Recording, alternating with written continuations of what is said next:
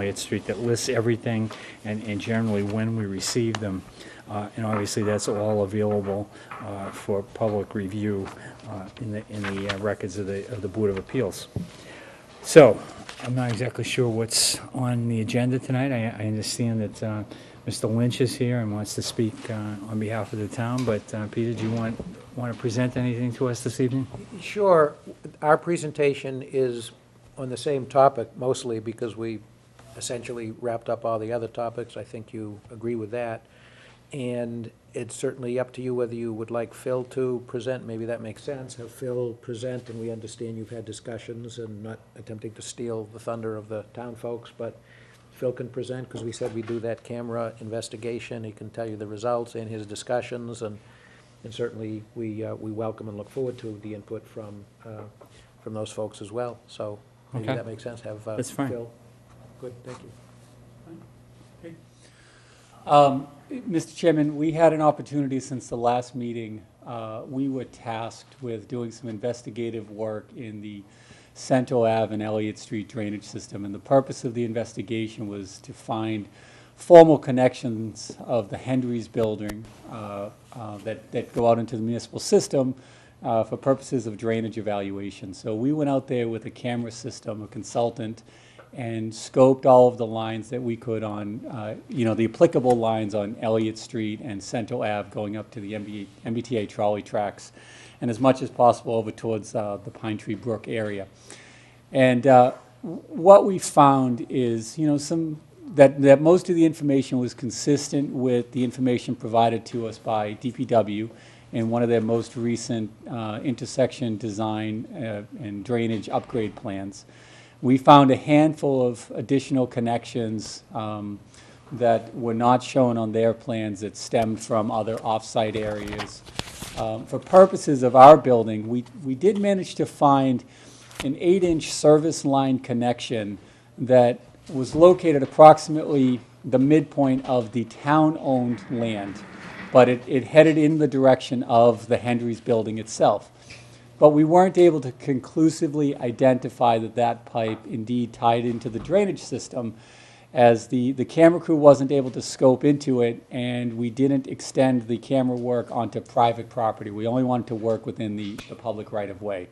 So we found some information that got us closer to the initial assumptions that we used for the drainage design and presented here, but couldn't conclusively confirm that was indeed a drainage pipe.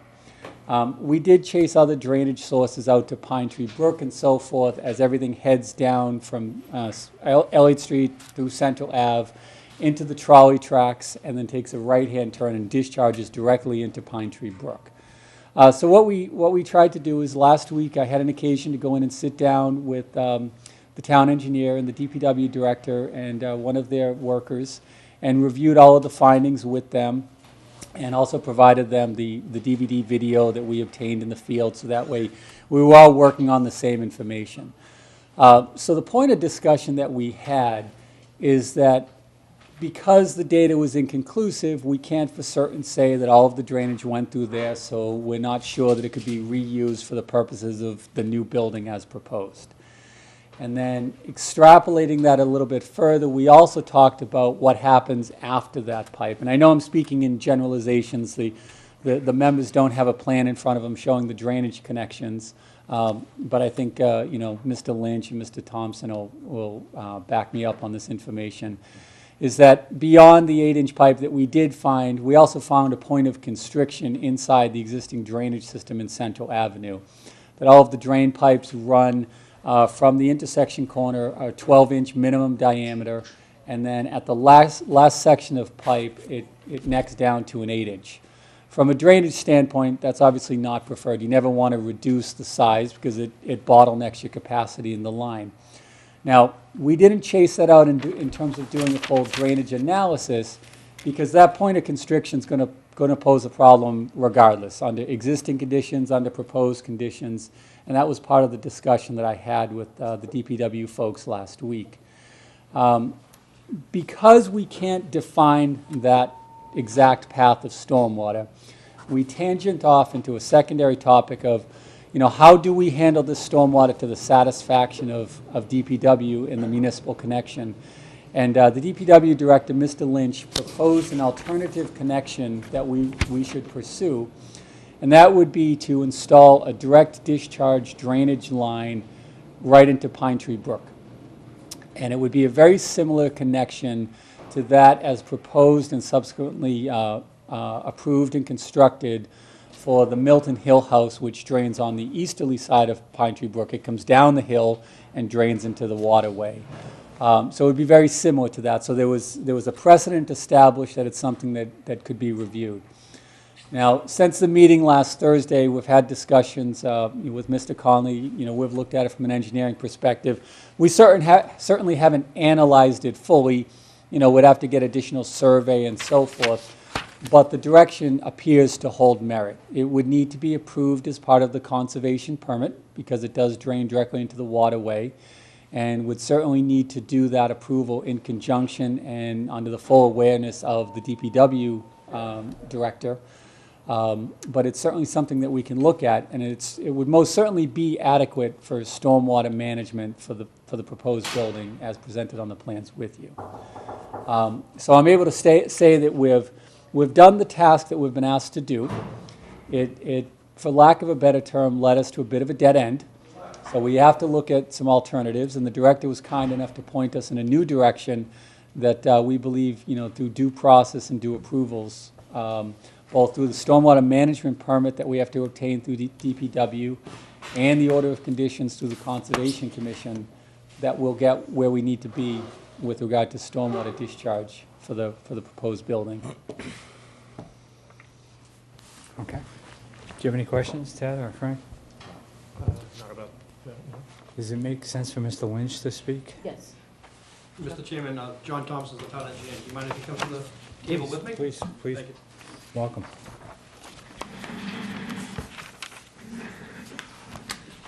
Just for the record, my name's Joseph Lynch, and I'm the Director of Public Works here in the town of Milton.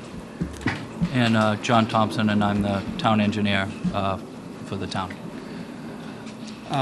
At the time of the original application from the applicant to the Housing Finance Agency in Boston, we raised the issue with regards to stormwater being pretty important. From a stormwater perspective, there's several standards that need to be met, and part of those are practical issues that I think this board has been wrestling with through this process, and secondarily is a very technical and legal and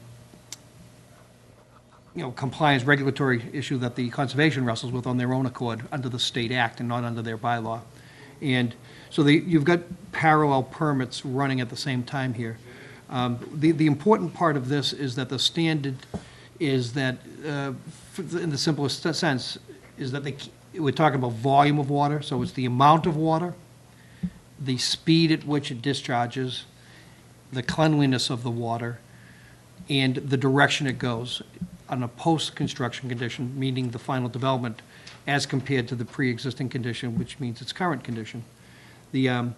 So when the stormwater analysis was submitted to this board as part of this process, my letter that's on the record from October 31st clearly pointed out that there were some assumptions made in the stormwater analysis that we felt were, I mean, any engineering analysis makes assumptions, and it's based on some sort of science, based on some sort of investigation and some sort of fact. But we thought that there were assumptions that were based on something that we had no knowledge of and really challenged, and we put those in writing. So through the process, this board asked the applicant to go out and do that reconnaissance, which they've done. Ellen Major, I think, did that work New Year's week, between Christmas and New Year's. That's right, just Video before New work. Year's. And one of my staff members was able to go out and, witness some of it, while it was ongoing. And nonetheless, when we debriefed afterwards in my office last week, basically found that they did a pretty thorough job.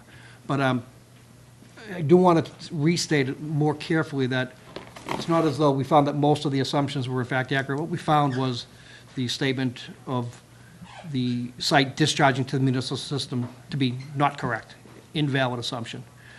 It is the basis on which the entire analysis, proves to be flawed, not an engineering error, not an engineering deficiency, just based on some reconnaissance that probably ought to have been done earlier to be proven otherwise. So that means that they're gonna have to go back, and it happens a lot, in the business. You have to go back and you have to look at your site, and that very first portion is looking at it from a watershed perspective. The water goes somewhere now, where does it go and how does it get there? And with what you're proposing, it has to do the same thing. So what they've been wrestling with, the applicant and their engineer have been wrestling with, is what does it do now? You've got a roof condition, you've got interior plumbing, you've got a safety condition in the building where they've been unable to get into the building and verify that. So, part of their assumption was based on the condition they had on site to not be able to do the work. But now, having done the TV work, we've proven it does not go to the municipal system. There is one area that we're somewhat concerned with, and it's the loading dock area. It drops down away from the street, it drops down on their site. There is a drain in that area. It doesn't hold water. The water goes somewhere, and there is no drain up there. We don't know, so one of the things we are going to do, we've already TV'd that area about 5 or 6 years ago. We're going to look at our videotapes and see if, in fact, there's an illegal connection to our municipal sewer. Very well could be. And I don't mean illegal, these applicants certainly didn't do it. Back in the day, it was the Wild West, things were done. But nonetheless, there's a drain there that goes somewhere that nobody can explain. The other piece of it is truly a collapsed building, and we can't determine where it goes. We do think a lot of it goes off the back of the roof towards the railroad tracks, and would need to be under their post-development condition, need to be mimicked in a similar way and then managed and controlled and discharged from there. So that's how we got to where we are and got to the discussion that we had in my office last week. Now, it's not so much as I suggested another location, it was a dialogue. They asked, what can we do without stormwater? Well, one of the things was, well, get it into the municipal drain where it goes, but fully recognizing that that bottleneck is down in an area that's under the MBTA control. It would be a long, painstaking task to even get a permit to do it, and then a great expense in order to do that work. It's where the water from the street currently goes. So as an alternative to not wanting to deal with the time constraint, it was the applicant and I, came up with the other locations of what might move along more swiftly, and it was this other location. I think what that does is it allows this project to develop and manage their own stormwater system on their own property, to mimic it in such a way that that watershed ultimately gets to Neponset River, whether it's Pine Tree Brook 50 feet upstream from the Neponset or the Neponset directly, is sort of immaterial. And when it gets there, that it be a system that is just unique to them. It doesn't pick up anything else along the way. There's no other municipal drainage, it's just their discharge pipe. So it seemed to be a reasonable alternative, and I participated in that discussion, not so much recommended it, but agree that it made sense. So, that's where we are. The situation continues to be, though, that whatever this board does as far as their permit is concerned, it needs to reflect that within its record. It needs to reflect that that work is jurisdiction of the Conservation Commission, that there's a separate permit required under conservation. I think it ought to be stated as such. That's my opinion. I could be wrong.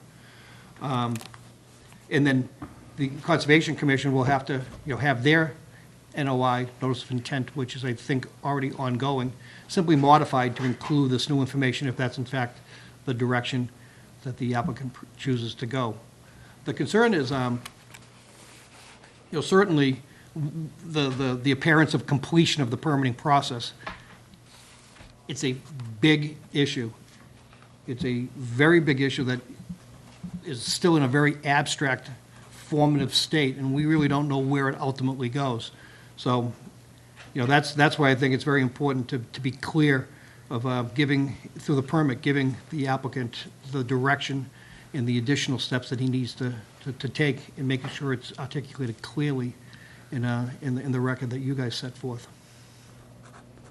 Just so I understand, if we were to impose two conditions in the decision that said you can't do anything until you have a final approved order of conditions from Town Conservation Commission satisfying whatever it is that they require, and that you have from the Department of Public Works, which they've agreed to comply with and apply for, a stormwater management permit. Would that do it? The stormwater management permit falls under my department, under John, engineering department.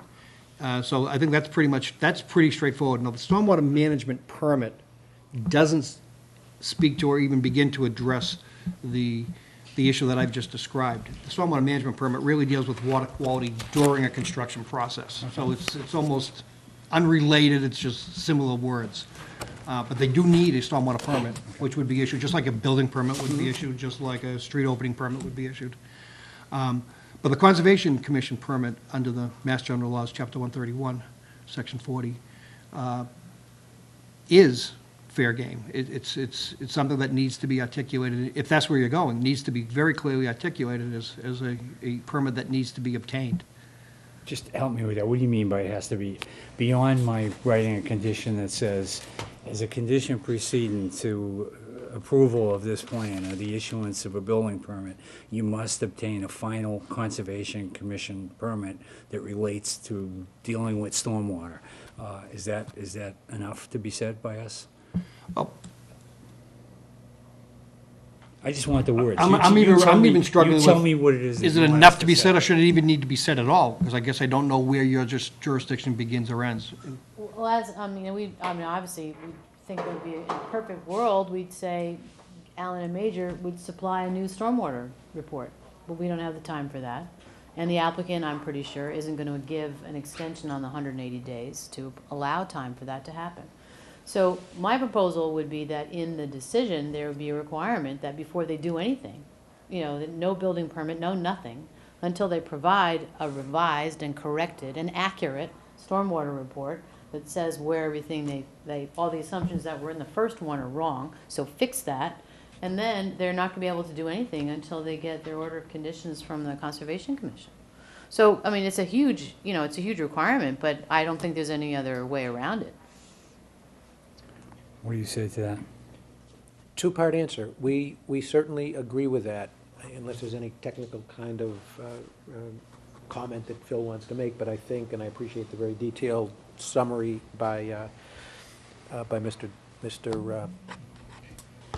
Lynch, forgive me, I almost said Thompson, but I knew it was, anyway. So I think you're basically on the same page. We do need to do something else. The two alternatives are, and the likely one is what Kathleen just outlined, and we would be comfortable with that. I don't mind saying candidly, if the board's comfortable with that, then that's fine. We know we have to prepare the schematic or perhaps more detailed plans that would be submitted for their review and for the Conservation Commission. Would also be submitted as final plans, just for consistency with the comprehensive permit to the ZBA. What I don't mind saying, candidly, is if the board is uncomfortable thinking that you have a problem approving a project with that still open-ended, although I do think that those conditions would protect you and the town, we're not sticks in the mud. You would discuss the possibility of an extension. We'd rather close, but if you would feel more comfortable that we extended, we discussed it about a 5 week or so, 5 weeks, maybe 5 or 6 weeks, and we would sign an extension so that there could be a schematic plan that's developed by Allen and Majors and submitted for, obviously, preliminary review. We would, for that purpose, we would grant an extension. But again, we are comfortable with the conditions that Kathleen just outlined. What's the advantage to doing the latter? How does that an advantage to the town? I'm just trying to understand which is better. Well, I think the way I've drafted the condition is that, they'd have to submit the new stormwater report.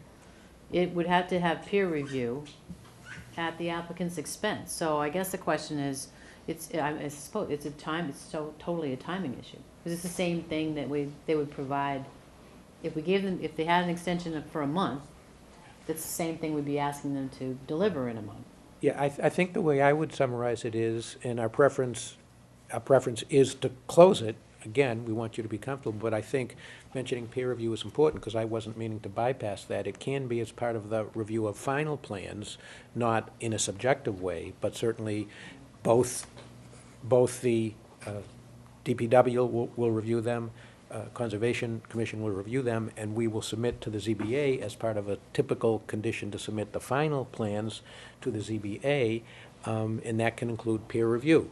And so, you know, we have to pass muster on 3 levels: further peer review through, I presume, the same peer review firm, Horsley and Witten, Conservation Commission, and DPW. And so we know it's our risk. We think we can, you know, design it and have it work right and all of that, but I think that you wouldn't really gain anything else if the hearing were continued, because, you know, we don't want to continue it for months, you know, so to go beyond schematics and do whatever's necessary to get it all approved, that's your level of protection, and that's what we would welcome.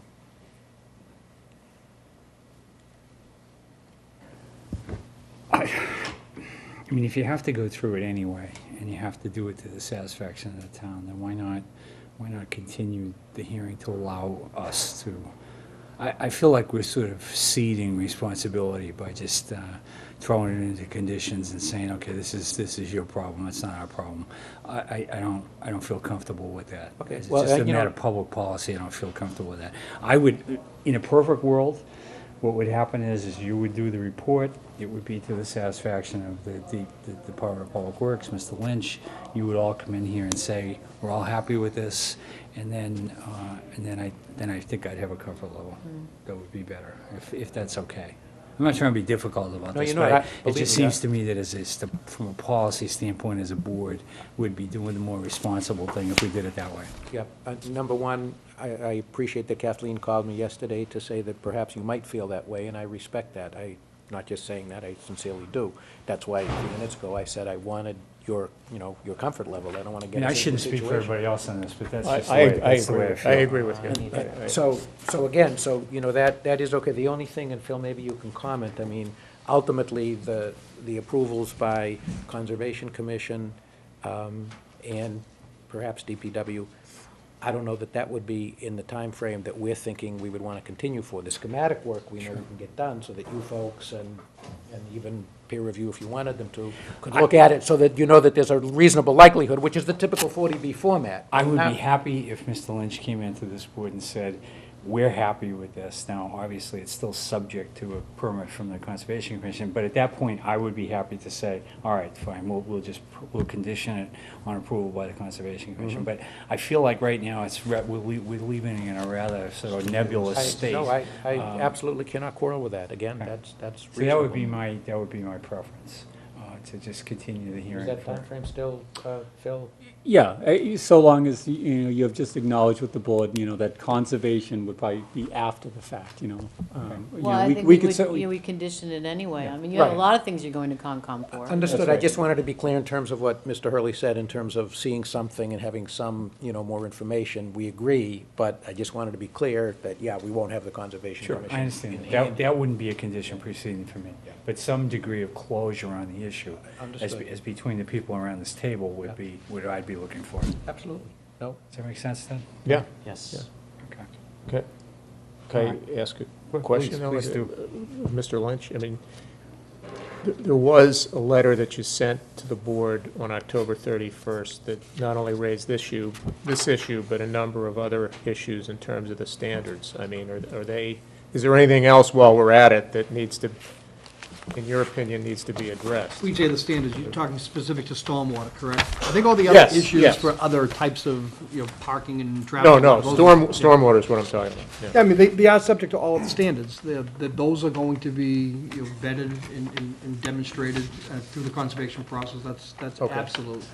I think the overriding concern, and I appreciate the chairman's, you know, summary was very succinct and it made me feel more comfortable, is it's very esoteric. You know, we know we need to do something with drainage and we don't know what we're gonna do. Huh?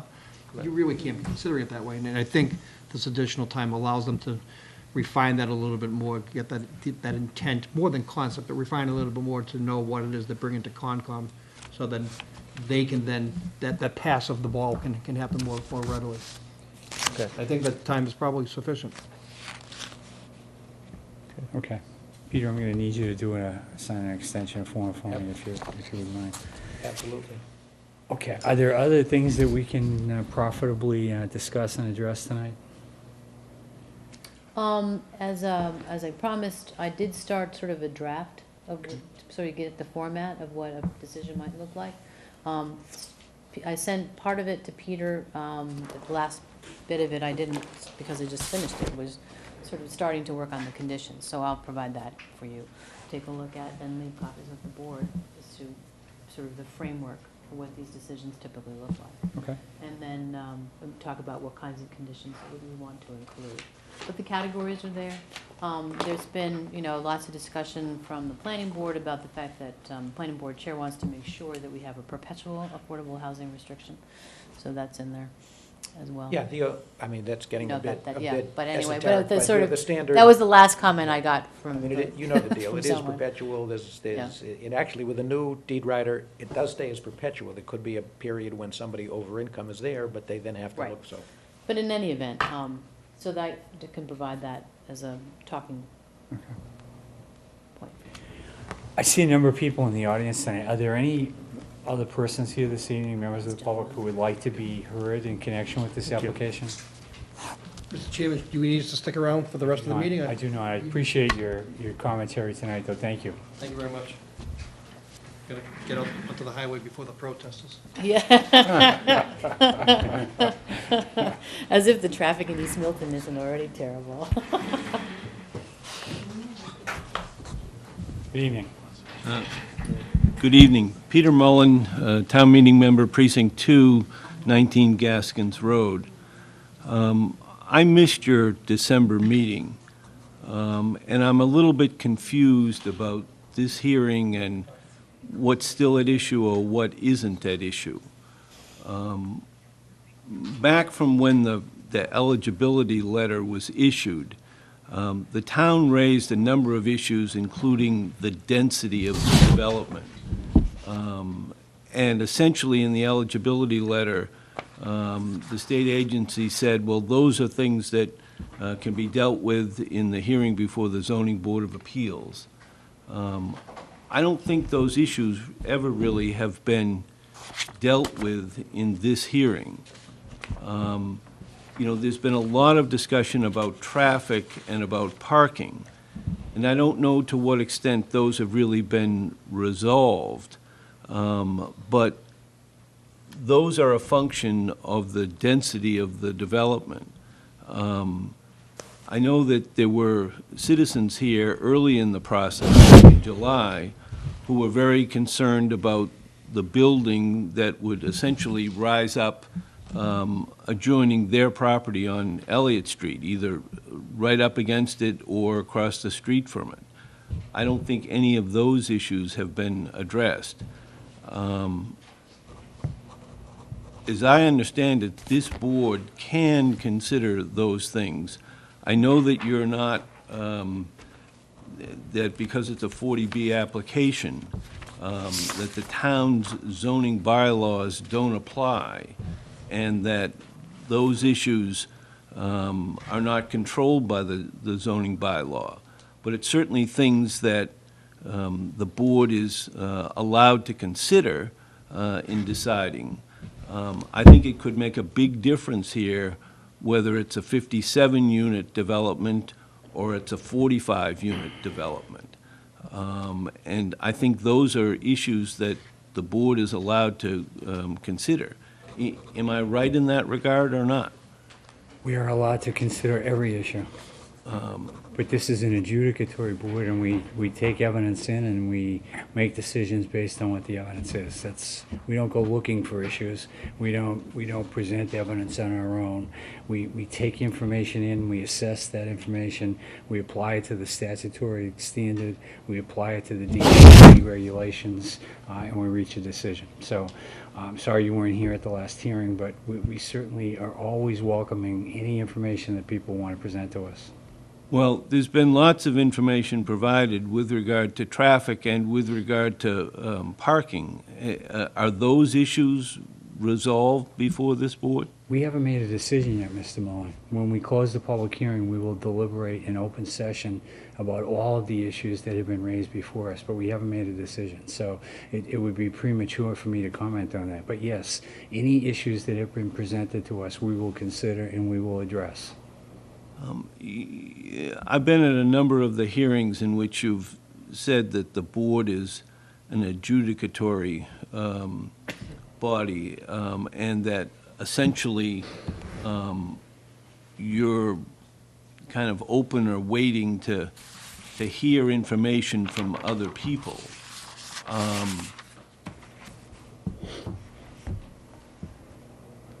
Is the commentary of the neighbors and, the parking conditions, the fact that this project is going to be looming over their property, is that a relevant consideration for the Zoning Board of Appeals? Certainly a relevant consideration, yes, sir.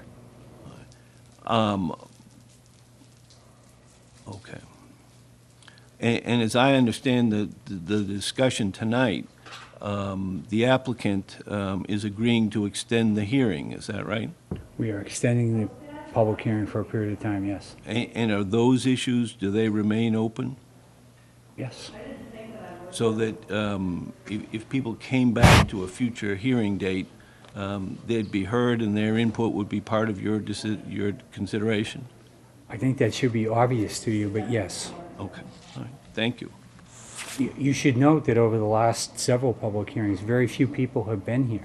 I don't know how to read that, but I can tell you that I know that each of the three of us will consider every bit of information that's presented, but we will do so within the framework of a pretty well-established statute with a body of case law that directs us as to the things that we can consider and the bases on which we could deny this permit.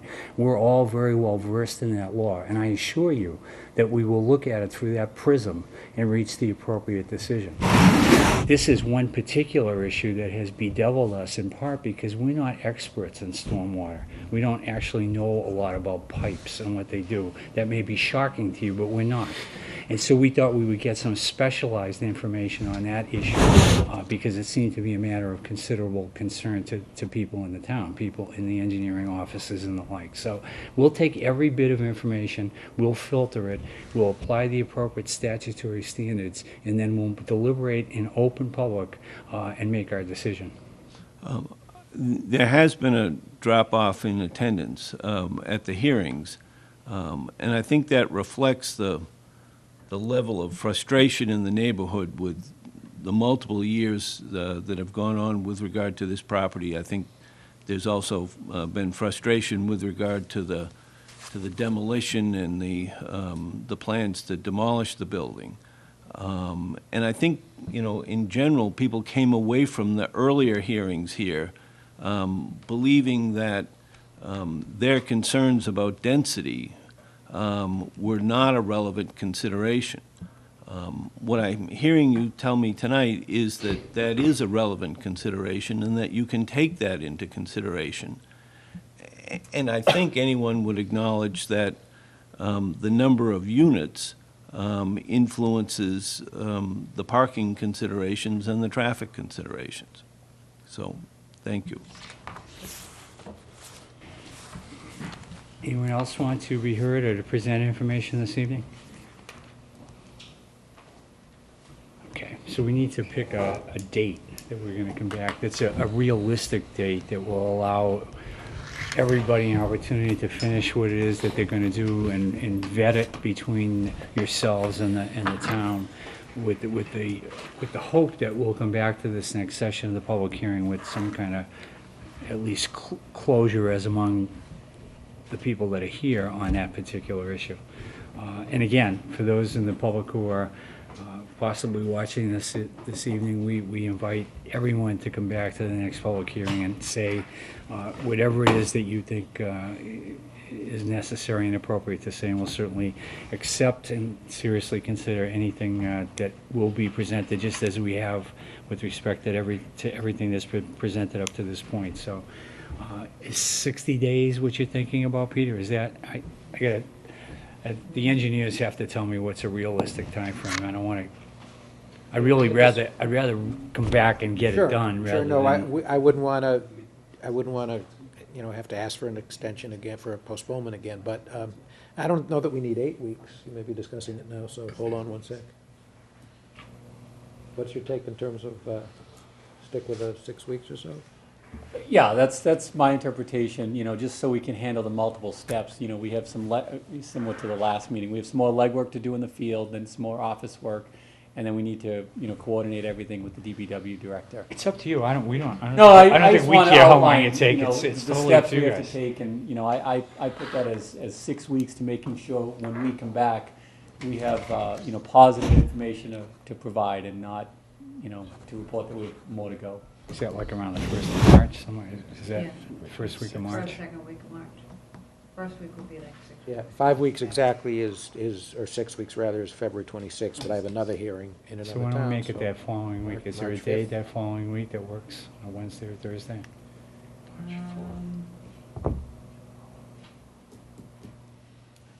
I would say the 5th or the 3rd. 5th is good, I think. Is that all right with you guys? Tuesday night? I think so. Which night is that? The It's a 5th, Thursday Tuesday? night. It's March Tuesday. 5th is a, Oh, Tuesday, oh, you're, which, yeah. which did you, no, we're talking March. March. March. 3rd. I'm sorry, did you prefer the Tuesday, the 3rd? I don't really care. I don't because think I between- don't have a conflict yet. Tuesday, March 3 is okay. My Okay. schedule, that's good. Yeah, that's fine. Kathleen, does it work for you? Yeah, Okay. And you'll be sure to Mr. Lynch knows about this I date? will, yeah. 7:30? Okay, well, unless there's anybody else that has anything that they want to say this evening, I will close the hearing for this evening. We'll continue it to Tuesday, March 3rd. And again, we welcome any and all persons who want to come and have anything to say about this application and this plan. And Peter, I'll have you sign an extension, I guess, to continue the 180-day period to, up to and including March 3rd. Yep. Okay. So we're going to continue. Mr. Chairman, just one additional question, just for the engineers. Is it realistic to get this done in that period of timeframe? Can you envision a scenario where, I'd like to bring some finality to this. As would we.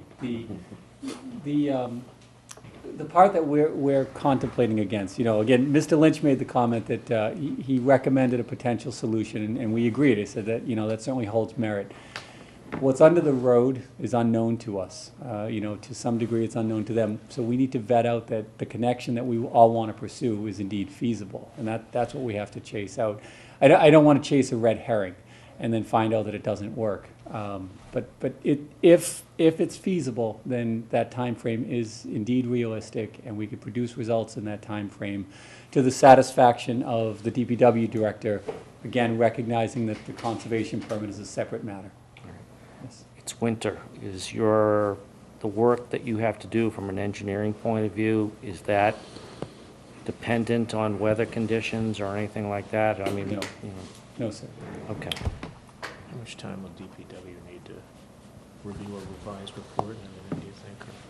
Yeah, how about DPW, how long will they need? To review whatever is. I should think you'd be able to do that within that time period, if you get it. Well, that's what I Don't wait mean. till the last minute, Yeah. obviously. Right. Right.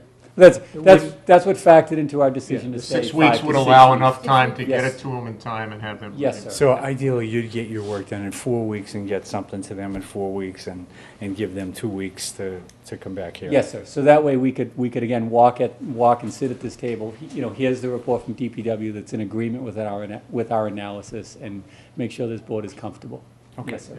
And maybe DPW could give us something in writing, like a letter that would, Oh, That would be great. that we could review before the hearing. Mhm. Yeah. Okay. Written in language of water for idiots. Typing for dummies? And Google Translate has engineering for them. Punch it up. I'll take the pipe on that one. Okay, well then with that, sure. Can you hear me? We'll see you on March 3rd. All right, thank you very much. Thank you.